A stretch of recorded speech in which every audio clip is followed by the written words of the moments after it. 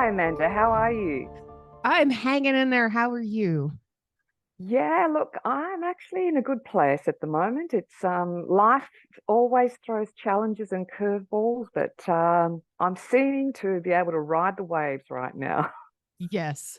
So, for the people that aren't aware, we do record our episodes in advance. So, right now is December 23rd, although this is going to be airing on December 26th here in the US and December 27th in Australia. So, by then, Christmas will have already happened, but we are creeping up on it. Are you We ready for are. Christmas? No. In a word, no. Same. Same. I've So, got family coming for lunch, and then in the afternoon, I've got some single women coming to join me. Um, and yeah, I'm totally unprepared. No Christmas decorations, no presents. I haven't even gone shopping yet. And here it is, the 24th of December at around 10 a.m. oh boy. Yeah, you had to wait for Mary's water to break to go and buy the Christmas presents for the baby Jesus, right? Absolutely. Oh, my husband does that too. So, and I know this isn't even close to being the topic for today, but it kind of is. The stores are a nightmare right now. Oh, Oh my gosh. tell me. I didn't even have it in me to go out and go get we ran out of bacon and orange juice this morning and I didn't have it in me to go and get it. We've had like a bad news here in the household with one of my cats. So my husband went out to go and collect bacon and orange juice, and he said he got to the store. He had to park all the way in the very back. Parking lot was completely insane. People are honking at each other and screaming and yelling, and everybody's bustling in and out of the store. And he gets into the store, and the aisles are packed. And he gets up to the registers, and the lines are a mile long. And he's looking around. He's like, I don't know what y'all are doing, but I'm just here for bacon. I was just like, I had several errands to run. That was the worst of them. Oh my goodness. Was bacon. I, I think with that in mind, my shopping trip for cooking is going to take place around about 6 p.m. this evening when everybody will be out drinking or partying or whatever they're doing. Oh my gosh. Hopefully, make it a little easier on you. Except at 6 p.m., aren't you going to have to deal with all the single moms that are out there trying to buy the food for their children because they Uh, didn't do that in advance? maybe Might be a few of those. Hopefully we'll not. see. Hopefully the moms are prepared. Hopefully they are, unlike me, who's not. But anyway, let's. You did point out it was a nightmare out and about, and Yes. funnily enough, that's what our topic is today: nightmares and trauma. So over to you now. Tell us a little bit about what trauma, how it relates to nightmares. So, a nightmare is a trauma reaction, a trauma related nightmare is a little bit different from normal nightmares. There's a direct link to the traumatic event or the experience that somebody has gone through when they're having these nightmares. It's like when you have Mm. a normal nightmare, you might have a bad dream that your neighbors are, having a fight and somebody threw a rock at somebody else. That to me would sound like a little bit of a nightmare, right? But trauma related nightmares are often reoccurring. I've Mm. had those. They're very distressing. They're extremely vivid, and they usually involve reliving or symbolically representing aspects of a traumatic event that you've actually been through. So, Absolutely, yeah. for like reoccurring nightmares, have you ever had one of those? I've actually had two recurring nightmares in my life that recurred for decades, actually. Yeah. Oh my goodness. Are you open to talking about them? Sure. Well, there was one when I was a kid. I do you remember the old trolls and things in the old story fairy tales and things. So in my dream, it was exactly the same every night. I was coming up to a bridge, and I think it was off like Billy Goat Gruff. Do you know that story? I do. Yeah. My brother played one of the Billy Goats on stage when he was in, I think, first or second grade. I went to the play. So you know what I'm talking about. So in this dream, it's a bridge that almost looks like those Roman arches on aqueducts. Yeah. Right. So it's a little bit like that in my dream, and it's a white bridge. And underneath the bridge is a troll, and he's waiting there for me. And I'm walking up to the bridge, and then all of a sudden, an older woman comes up, and she's a witch, and she looks like a hag, the traditional kind of image of a hag that we have. And every time she came up towards me, I would scream, and then I would wake up. And I think I had that dream probably right up until I was about 15. And Oh it's my so goodness. vivid, I still remember it. Can you think of any way that might have been related to some kind of a trauma that you had experienced? Yeah. So I had an experience with somebody who was very violent, and I think these characters in my dream somehow represented the fear that I felt for my physical safety. Wow, that pretty much nails it. So, trauma related nightmares, they usually contain these themes and images and emotions that are related to what you've been through, and they replicate distressing or frightening details. Mm. So, that old woman that was coming at you made you feel very unsafe because you'd had experiences of being unsafe. They can lead to you feeling feelings of fear, helplessness, or being completely overwhelmed. And those often last long after you wake up. Yes. And I certainly did feel all of those things, and they would last throughout the day. I think I ended up being quite an anxious child. When I look back on it, obviously at the time you don't think of it, but yeah, looking back on it, certainly all those things that you just mentioned were what I experienced. Yeah. And with reoccurrence, normally regular nightmares occur sporadically, but Mm, reoccurring nightmares can happen every single night. And like you said, for sometimes many years after the mm, event happened. They can cause some serious distress and emotional intensity. Normal nightmares don't tend to cause these things. They might kind of startle you and you wake up and you're like, oh, I'm glad that was a nightmare. And you roll back over and you go back to sleep. Did you experience difficulty going back to sleep after waking up from that nightmare? Oh, absolutely. Yeah, I was too frightened to go back to sleep in case the nightmare continued. And so, yeah, there was a time there where insomnia was quite a problem, even at that really young age. Yeah. Yeah. They do leave you completely afraid of falling asleep a lot of Mm, times because you don't want to experience this again. And you know you're going exactly. to. Yeah, and the lack of sleep can lead to lack of daily functioning. Yeah. Yeah. It absolutely intervenes with normal sleep patterns. It can lead to major disturbances, like you said, insomnia. You can have a fear of falling asleep, and they can contribute to and develop other symptoms of post traumatic stress disorder. They can cause you to have flashbacks, intrusive thoughts, and hyperarousal, hypersensitivity. Mm, exactly. It's amazing the way that works. It's quite frightening the way it works, actually, because Right. I again experienced those things that you've just mentioned, the flashbacks and intensity of emotion, and um, it's it's quite overwhelming, and it's hard to feel that you have any control over your life when obviously it's your subconscious playing things out that reflecting what's happened to you, which we didn't have any control over if we've experienced trauma.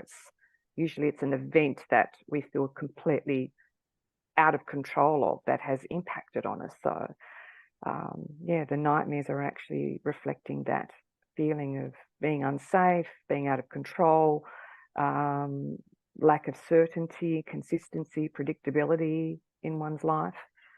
So the next thing is, like, well, how do we deal with it? What do we do?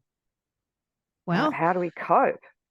a big part of that is understanding that there are long-term effects. We have to deal with it.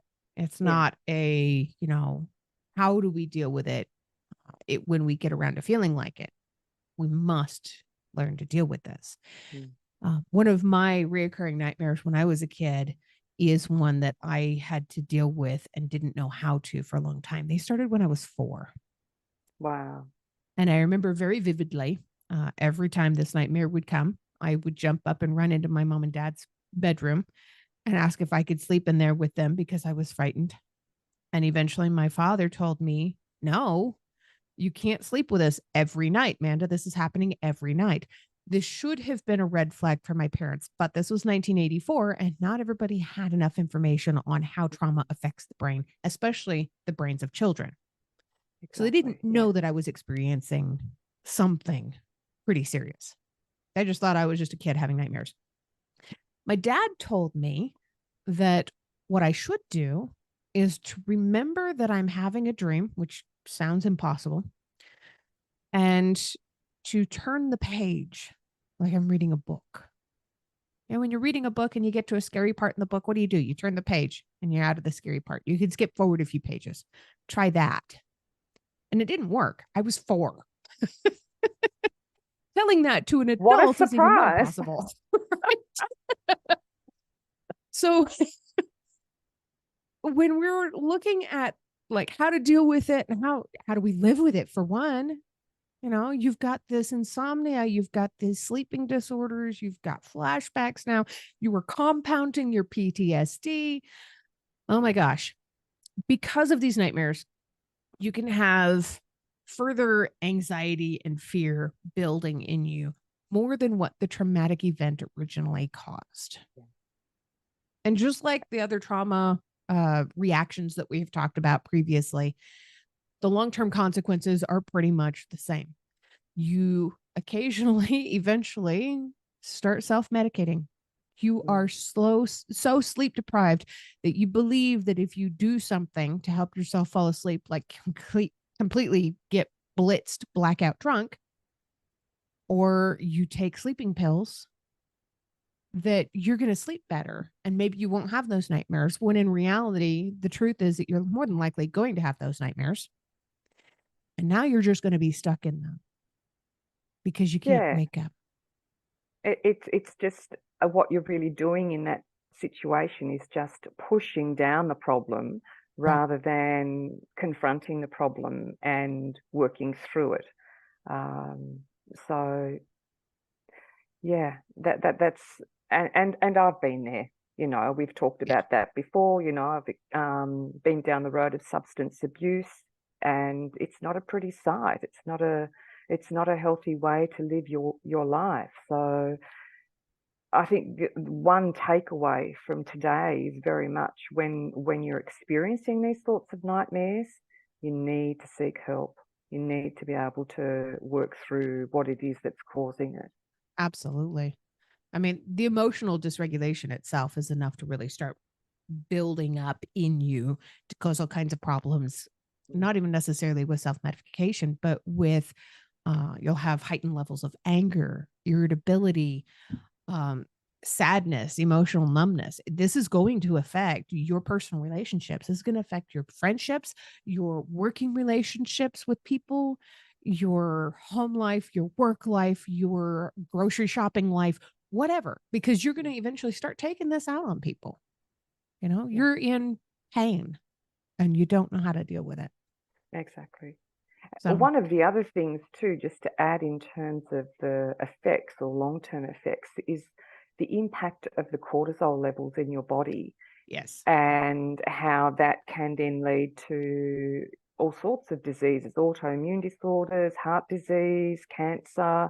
I mean, it's not dealing with this stuff is actually quite bad for our whole being. Our well-being is being impacted on so many levels because we're integrated human beings. We're not a body and a mind. We're one. Right. Yeah. And Having reoccurring nightmares can actually affect your cognitive functions. So it Yeah. can give you memory problems. It can cause difficulties with concentration, even if you're not sleep deprived. And it can actually reduce your problem solving abilities, which is really interesting. It can cause you to have a slower reaction time. If you're nearly in a car accident or something like that, you will more than likely get into a car accident if you are having reoccurring nightmares. Yeah. It's Yes. so bizarre. So, like you said, it's really important to be able to seek professional help. Reach out to a mental health professional like a therapist, a counselor.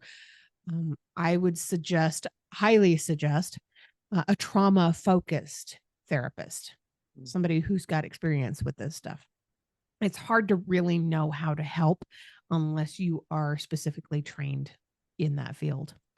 There's also relaxation techniques, and this is something that we've talked about previously. The five senses technique, the breathing techniques, all that stuff. Um, but I know that sounds a little preachy, but you have to have a routine. Yes. Having a consistent sleep routine can really help to promote healthy sleeping habits. But more than that, part of your routine needs to be to take these devices and set them down away from you 30 to 45 minutes before you plan to go to sleep. If you have a problem just sitting there doing nothing, take a book, a physical book with you to bed and sit and read for a little while. Not a blue screen because this is going to interrupt. This is going to have effects on your brain. There's been so many studies about that. You have to unplug. It's super important.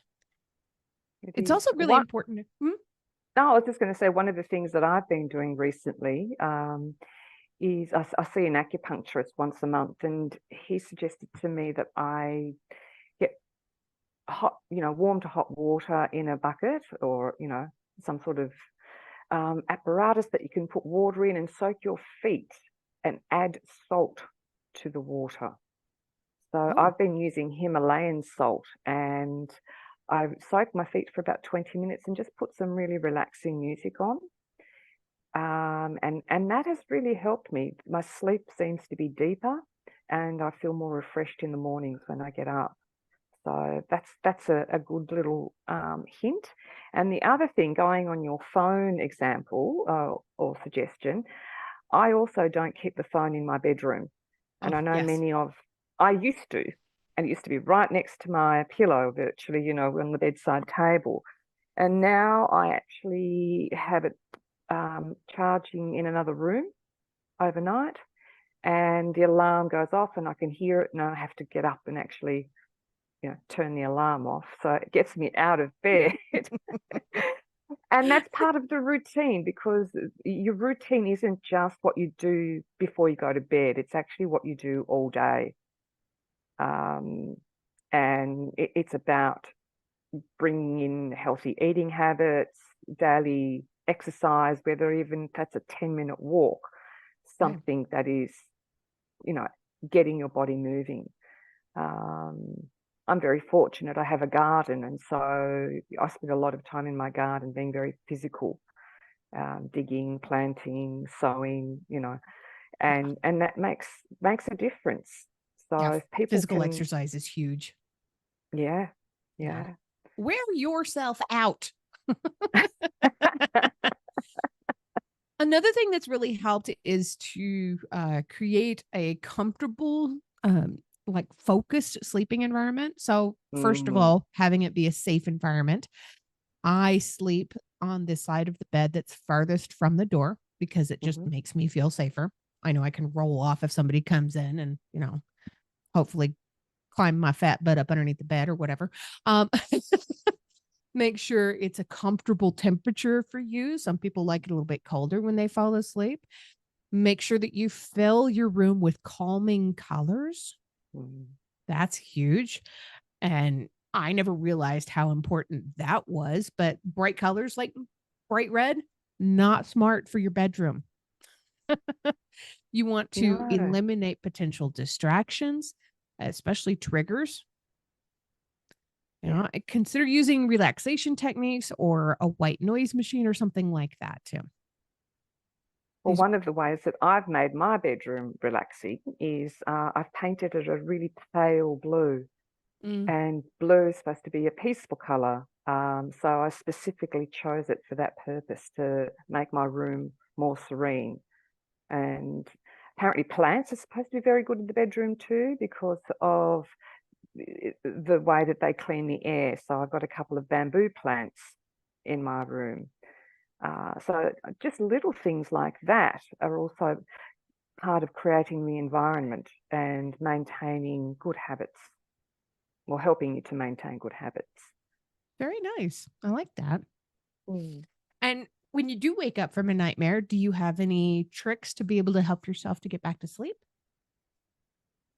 I actually haven't had a nightmare for a while now, so I That's can't good. think of any recent examples, but in the past, I think I was so wound up overall. I was highly anxious in my life, and I found it very, very difficult.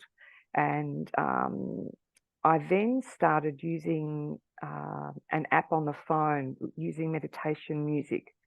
And I can't remember I think is it delta waves or theta waves?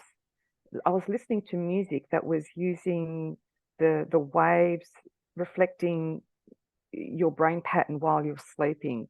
So it actually helped to get into a deeper sleep. So I remember when I was having the nightmares a couple of years back, that's what I did, using Very the app nice. on the phone. What about you? So we talked about the five senses technique before. I cannot have that much in my head when I wake up from a nightmare. So I use deep breathing, but without doing all the stuff with putting my hand on my chest or one on my stomach and breathing in and breathing out. I do this because when I wake up from a nightmare, my heart is racing and I feel Mm, like I'm choking, like I can't breathe.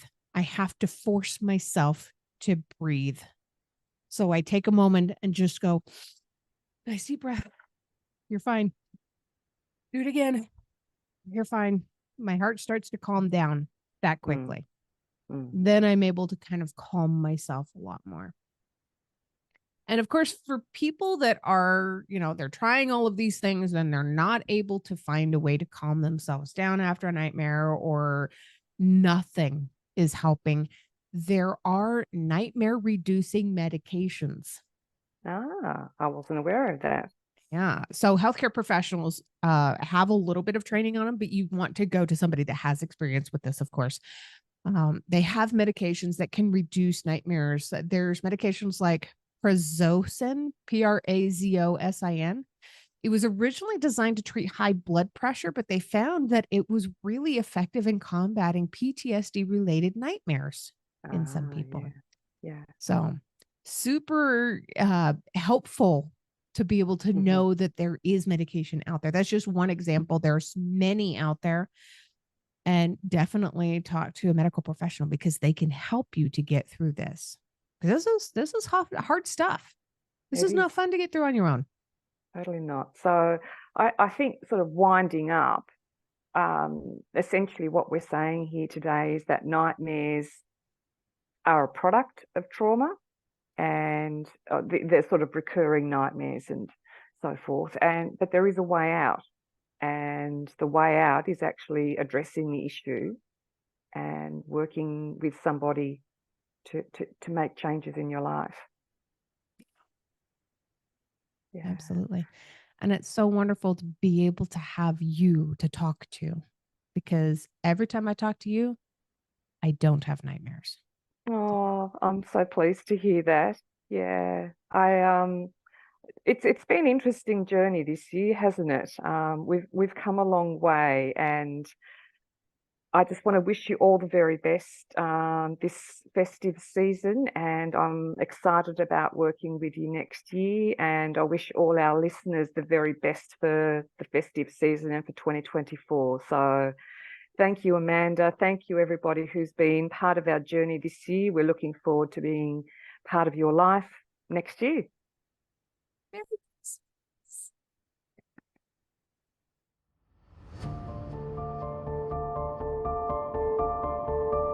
Subscribe for more content.